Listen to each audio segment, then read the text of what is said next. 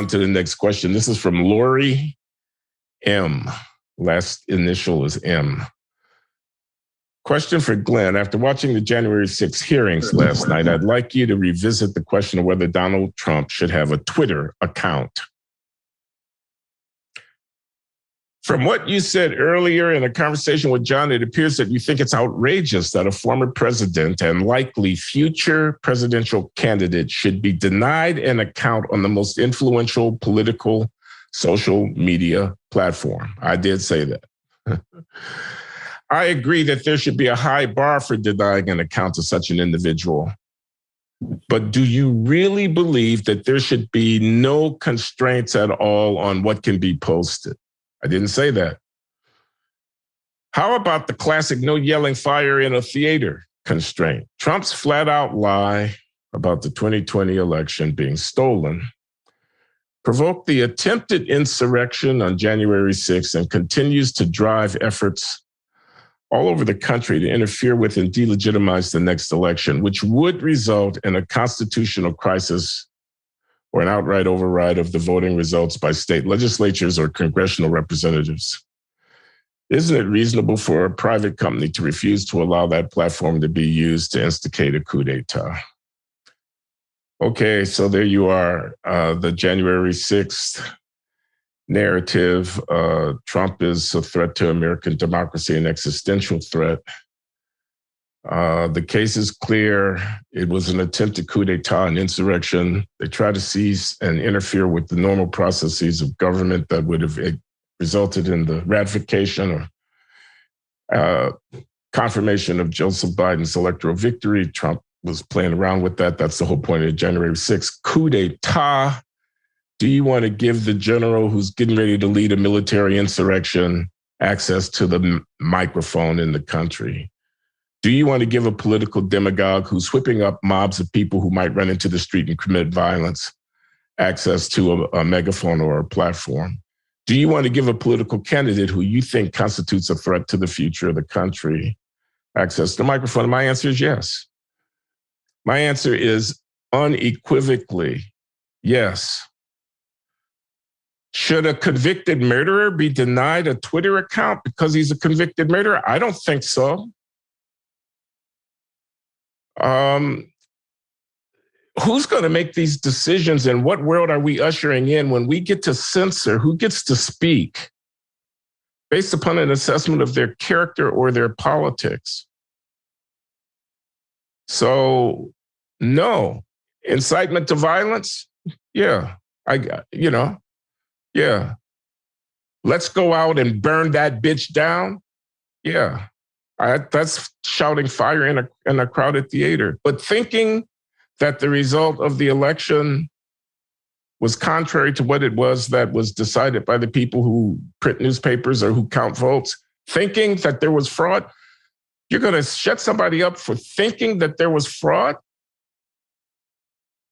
Flip the script on that.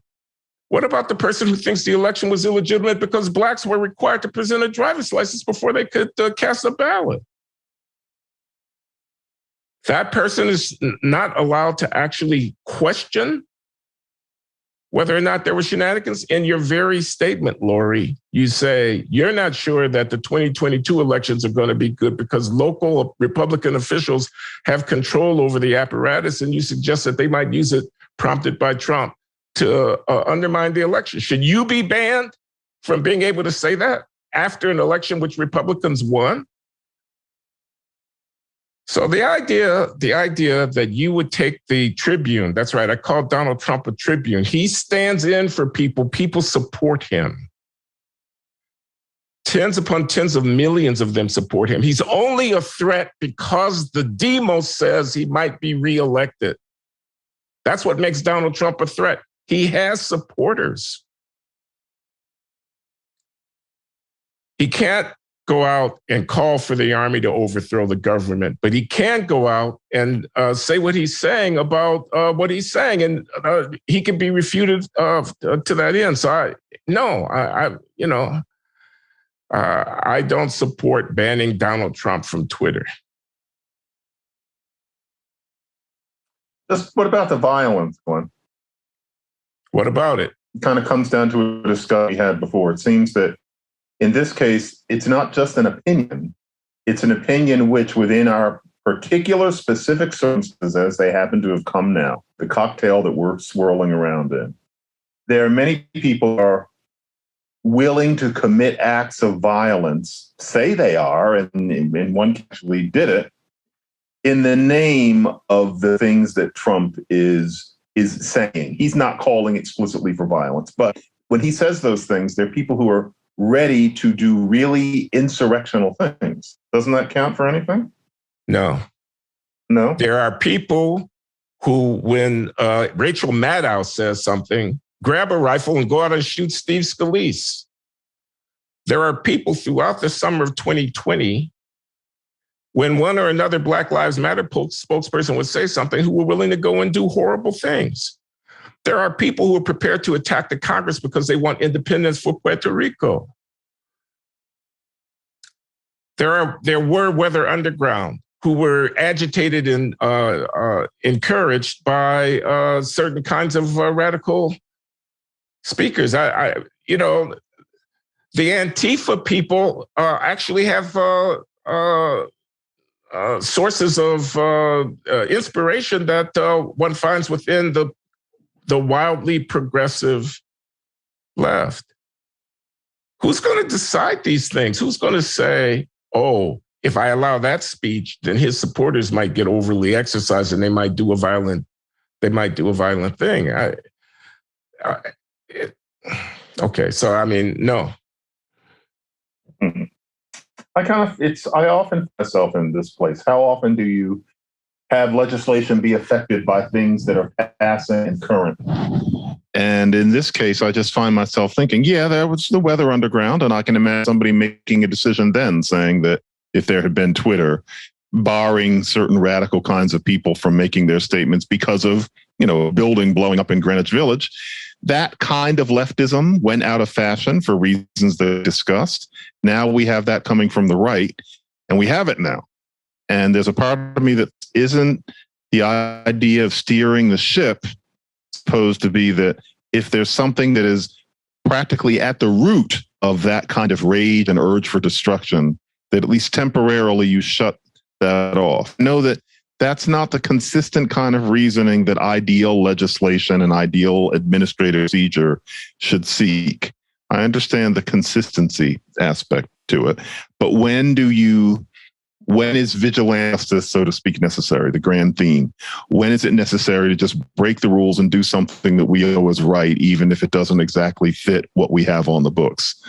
And it's a question that I don't have an answer to, but I find myself thinking that way in a case like this.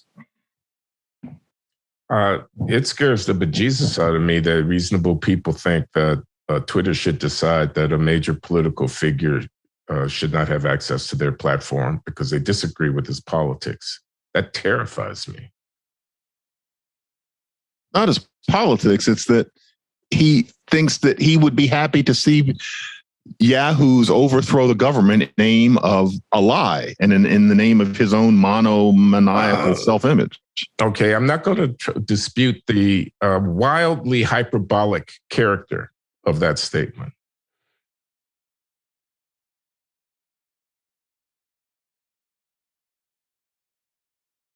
I mean, the last sentence of Loury's question here is, isn't it reasonable for a private company to refuse to allow their platform to be used to instigate a coup d'etat? Is Trump 2024 the road to a coup d'etat?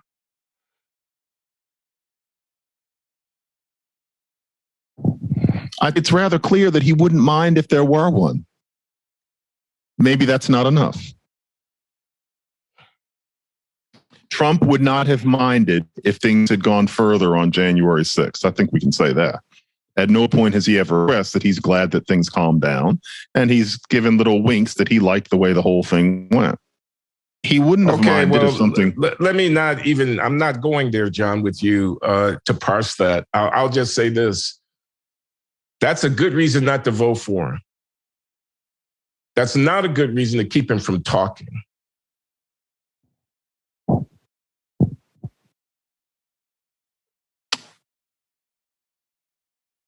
Glenn, if everybody were in a village, if there were 150 people, and this is somebody who stands up on a hill, whips people up to do terrible things, would you be in favor of shutting that man up?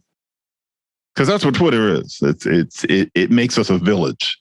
Would you be in favor of saying, time for you to stop having these things where all these people sit at your feet and you whip them up into doing terrible things? You shut up. Stop getting up on that hill. We're not you get up on there anymore. Well, I'm not sure how to respond because I can't remember whether it's the negative or the positive. I would not be in favor of shutting up the person. Incitement in the crowded theater situation is one thing, but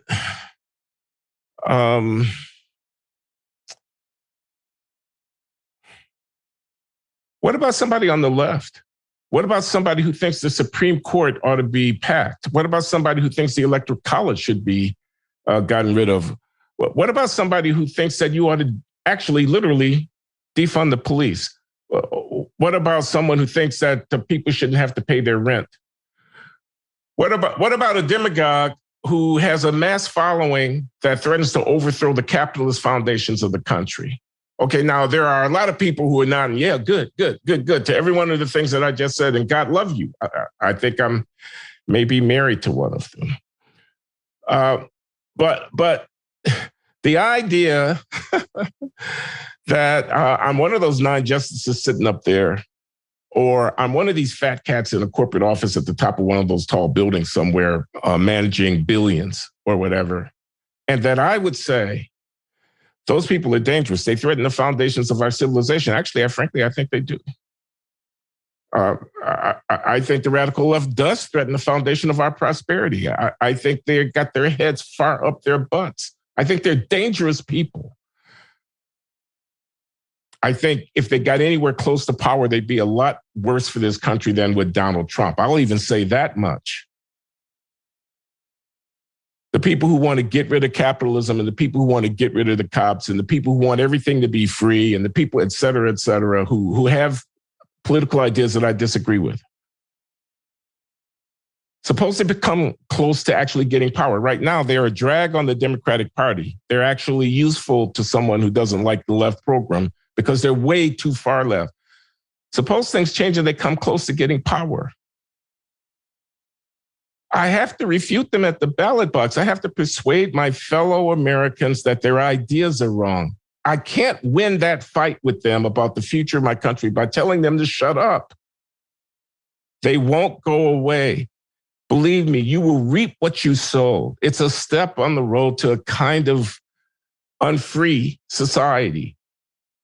And just because Silicon Valley happens to be left of center just now, you watch out.